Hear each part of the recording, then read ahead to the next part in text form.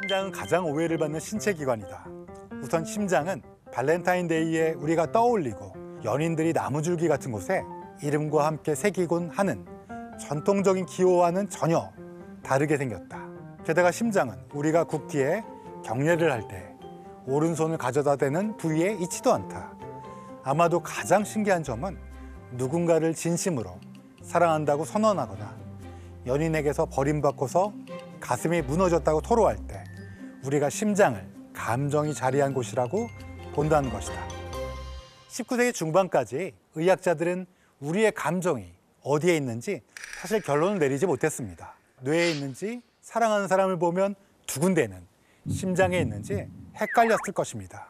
그러나 20세기 초 뇌과학이 본격적으로 시작되면서 우리의 감정이 심장이 아닌 바로 이 머리에 있다는 것이 밝혀졌지만 우리는 여전히 이 안에 너 있다, 이 안에 너 있다 라는 표현을 쓰며 심장을 감정과 자연스럽게 결부시킵니다. 원래는 뇌 쪽을 가리키면서 이 안에 너 있다 라고 하는 게 정확히는 맞는 표현입니다. 여러분, 심장이 실제로 어떻게 생겼는지 궁금하시죠? 그래서 제가 사진을 한 장 준비했습니다. 보시면 어떻습니까?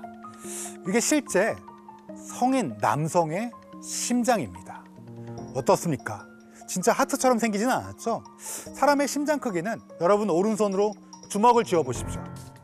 딱 이 정도 사이즈가 일반적입니다. 이 책에서는 심장의 무게가 450g 정도로 기술되어 있는데요. 이는 서양인의 무게이고요. 실제 한국인 남자의 보통의 심장 크기는 약 320g, 여자는 약 280g 정도의 무게입니다. 심장은 우리 몸에서도 가장 헌신적이며 이타적인 장기입니다. 단 몇 초라도 뇌에 피를 공급하지 않으면 몽둥이로 머리를 세게 맞았을 때와 똑같은 일이 벌어지기 때문입니다. 그래서 심장은 우리의 생명이 닿을 때까지 멈추지 않습니다. 심장이 얼마나 일하는지 아시려면 여러분 오른손 두 번째와 세 번째 손가락을 왼쪽 손목 바깥쪽에 가만히 대보십시오. 1초에 한 번 남짓 박동이 느껴지실 겁니다. 심장이 뿜어내는 혈액에 의한 박동이죠. 심장은 정상적인 어른이라면 1분에 60회에서 100회 정도 뜁니다. 아이는 더 빨리 뛰죠. 그러면 평생 1분에 80회 심장이 뛴다고 가정해보면 우리가 80세까지 살았을 때 심장은 무려 35억 번 정도 뛴다고 볼 수 있습니다. 또 어머니 뱃속에 있는 순간에도 심장이 뛰고 있었으니까 심장이 실제로 두근두근 박동하는 횟수는 35억 번보다 훨씬 많겠죠. 인간이 사는 동안 쉼없이 뛰면서 우리 몸에 필요한 산소와 영양분을 공급합니다. 아까 말씀드린 대로 여러분의 오른손 주먹만한 크지도 않은 작은 심장이 이렇게 일을 한다니 경이로울 수밖에 없습니다. 고대 이집트에서는 이미 심장의 이런 경이로움을 알고 있었던 것 같습니다. 미라 제작 과정에서 시신의 장기들을 모두 제거했지만 심장만큼은 남겨두었답니다. 아마 신화 속 이야기 때문인 것 같은데요. 고대 이집트 문헌 사자에서에 따르면 사람이 죽으면 사후세계에 가서 심장을 가지고 심판을 받는다고 합니다. 그림을 보시면 가장 왼쪽에 흰 옷을 입은 사람이 바로 죽은 사람입니다. 그리고 그의 손을 잡고 심판의 자리로 인도하는 이가 바로 자칼머리를 가진 신 아누비스입니다.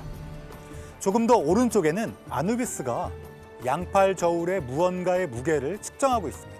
양팔 저울 오른쪽 팔에는 정의와 지혜의 여신인 마트가 머리에 꽂은 깃털이, 왼쪽 팔에는 죽은 사람의 심장이 놓여 있습니다. 즉 심장의 무게로 심판을 받습니다. 만약 죽은 사람이 정의롭게 살지 않았다면 마트의 깃털보다 심장이 무거워서 아래로 내려갑니다. 그러면 아누비스 건너편에 있는 악어의 얼굴과 사자의 앞다리, 하마의 뒷다리를 가진 아뮤트라는 괴물이 죽은 사람의 심장을 먹어버리죠. 반대로 심장과 깃털이 수평을 이루면 매 얼굴을 한 태양의 신 호루스가 죽은 자를 인도해 죽음과 부활의 신 오시리스 앞에 서게 되어 심판을 받습니다.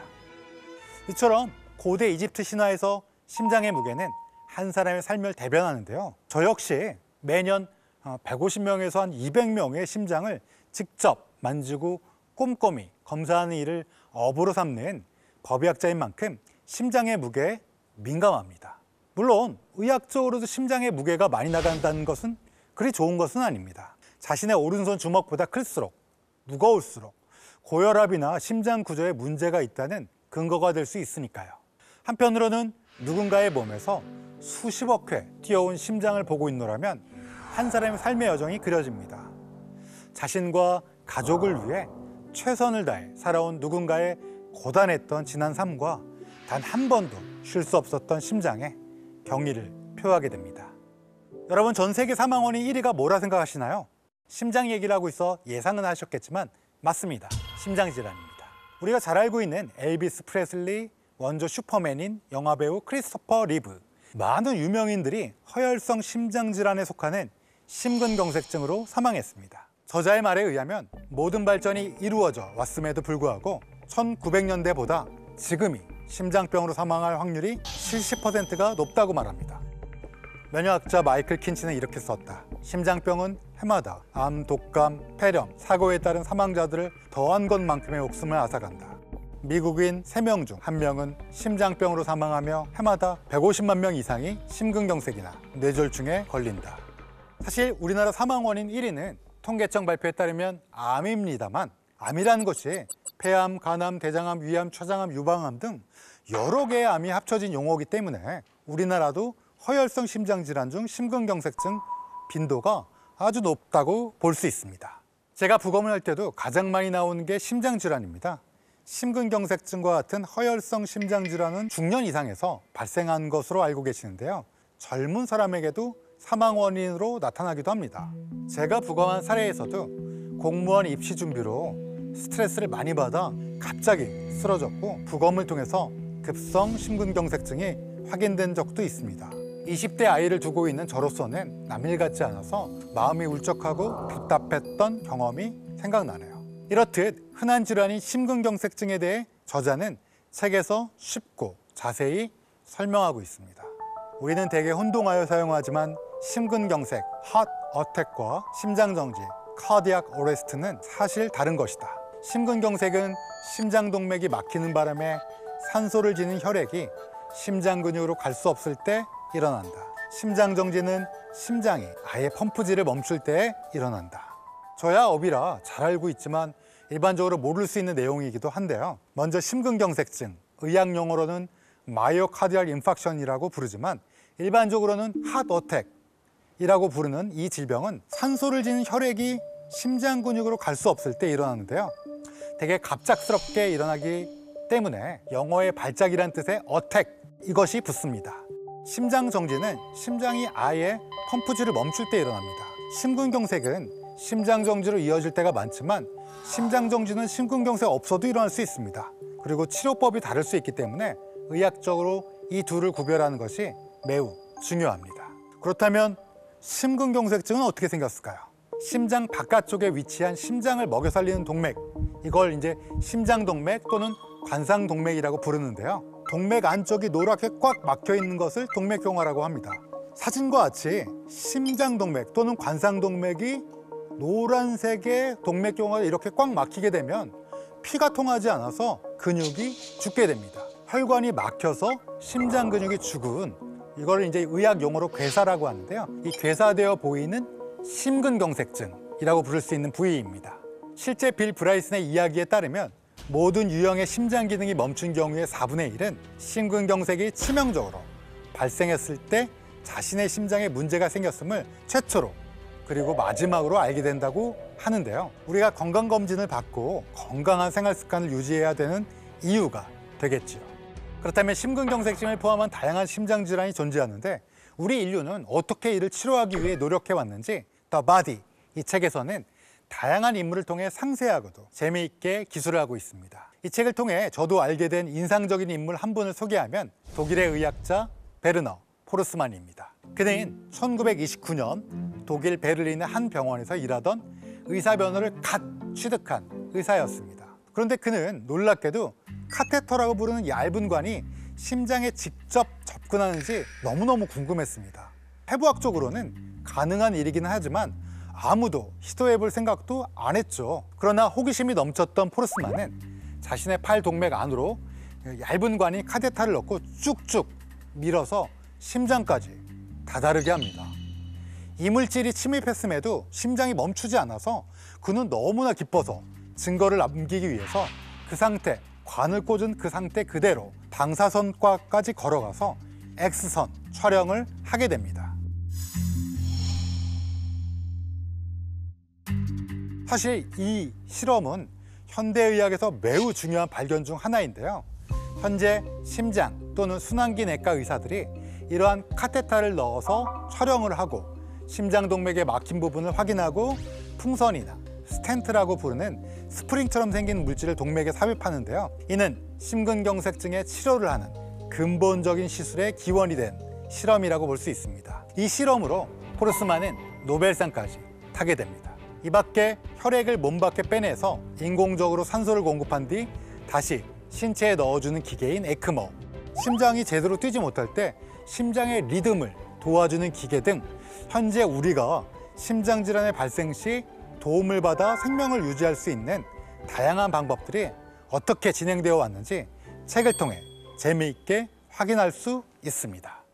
계몽의 시대가 도래하면서 과학의 다른 모든 분야들에서 새로운 발견과 깨달음이 마구 쏟아지기 시작했을 때 의학은 일종의 암흑기에 잠겼다. 18세기에 게다가 19세기의 상당 기간에도 의사들이 얼마나 잘못되고 역효과를 일으키는 진료 행위를 했는지 도저히 상상할 수도 없을 지경이었다. 그런데 의학이 항상 합리적이고 혁신적인 올바른 방향으로만 진행된 것은 아니라는 것도 이 책에서 날카롭게 이야기해주고 있는데요. 여러분 혹시 사열법이라는 치료 방법을 들어보신 적이 있으신지요? 쉽게 말씀드리자면 피를 뽑아내서 질병뿐만 아니라 사람을 차분하게 만든다는 치료법인데요. 어렸을 때 체하면 손을 따서 검붉은 피를 내게 하는 그런 것과 비슷한 맥락의 치료법입니다. 이 때문에 미국 건국의 아버지이자 초대 대통령인 조지 워싱턴도 불행한 죽음을 맞이했는데요. 조지 워싱턴은 대통령 임기가 끝난 후에 어느 날 비를 맞고 감기에 걸려 목이 아파 고생을 했다고 합니다. 당시 최고의 미국 의사들이 사열법을 통해 지속적으로 워싱턴의 피를 빼냈다고 합니다. 그의 혈액 중 약 40%를 빼냈다고 하죠. 결국 조지 워싱턴이 사망에 이르게 되는데 사열법에 의한 사망이라고 볼 수 있습니다. 위대한 음악가 모차르트도 지금 제 관점에서 보면 류마티스 심장염 상태일 거라고 생각합니다. 그런데 이 감염 상태에서 몸이 약해졌을 때 사열법으로 피를 계속 뽑는 바람에 사망하게 되었습니다. 이 사실들을 보면 유럽과 미국에서 의사들에 의해 시행된 사열법으로 많은 사람들이 사망했을 것으로 보여집니다.